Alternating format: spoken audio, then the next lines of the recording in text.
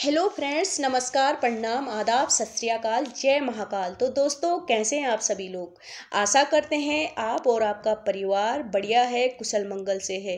तो दोस्तों, आज की जो हमारी कहानी है वो भी परिवार के ऊपर है।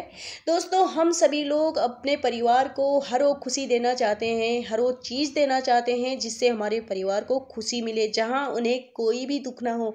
और इसके लिए हम हर हद से गुजरने के लिए भी तैयार रहते हैं।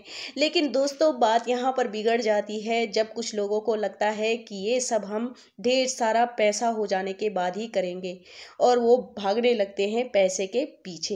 दोस्तों, पैसा हमारी ज़रूरतें और ऐशो आराम का साधन हो सकता है, पर हमारे परिवार को पैसों के साथ साथ अपनेपन और एक दूसरे के साथ और एक दूसरे के प्यार की भी ज़रूरत होती है, जो पैसा खरीद के नहीं दे सकता।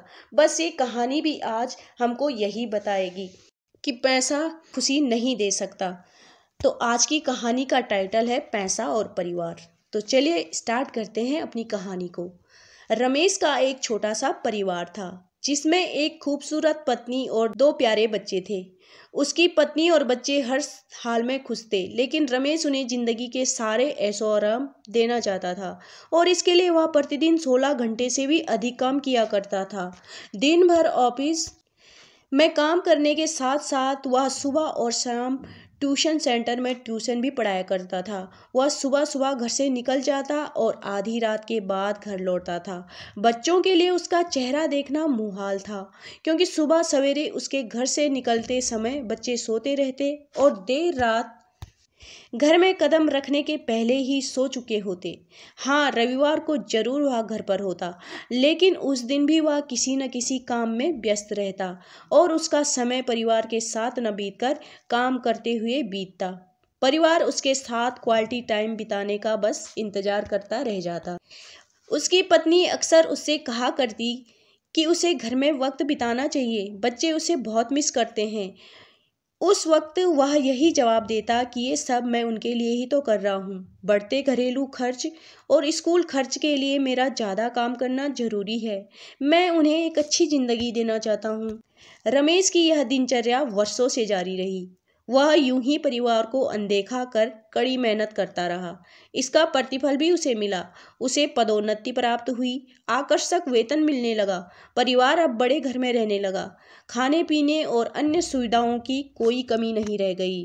लेकिन रमेश का यूं ही काम करना जारी रहा। वह अधिक से अधिक पैसे कमाना चाहता था। पत्नी पूछती कि आप पैसे के पीछे क्यों भाग रहे हैं? हमारे पास जो भी है हम उसमें खुश रह सकते हैं। तो उसका जवाब होता कि मैं तुम्हें और बच्चों को दुनिया जहां की खुशियां देना चाहता हूँ। बस कुछ साल और मुझे मेहनत करने दो। पत्नी चुप हो जाती। 2 साल और बीते। इन 2 सालों में रमेश बमुश्किल अपने परिवार के साथ समय बिता पाया। बच्चे अपने पिता को देखने, उनसे बातें करने तरस गए। इस बीच एक दिन रमेश की किस्मत खुल गई। उसके दोस्त ने उसे अपने व्यवसाय में हिस्सेदारी की पेशकश की और इस तरह रमेश एक व्यवसायी बन गया। व्यवसाय अच्छा निकला और रमेश को पैसे की कोई कमी नहीं रह गई। उसका परिवार अब शहर के सबसे अमीर परिवारों में से एक था। उसके पास सभी सुख सुविधाएं थी और विलासिता थी, लेकिन अपने बच्चों से मिलने का समय उसके पास अब भी नहीं था। अब तो वह बमुश्किल घर पर रह पाता। उसका अधिकांश समय घर से दूर बिजनेस टूर में बीतता। साल गुजरने के साथ उसके बच्चे बड़े हो गए। अब वे किशोर अवस्था में पहुंच गए थे। रमेश ने भी इन सालों में इतना पैसा कमा लिया था कि उसकी अगली 5 पीढ़ियां शानदार जीवन जी सकती थी। एक दिन रमेश के परिवार ने छुट्टी बिताने समुद्र तट स्थित अपने घर जाने की योजना बनाई।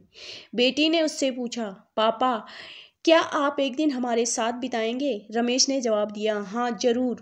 कल तुम लोग चले जाओ, मैं कुछ काम निपटाकर 2 दिन में वहाँ पहुँचता हूँ।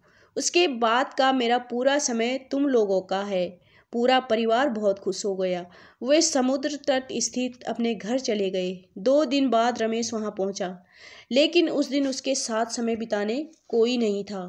दुर्भाग्य से सभी उस दिन सुबह आई सुनामी में बह गए।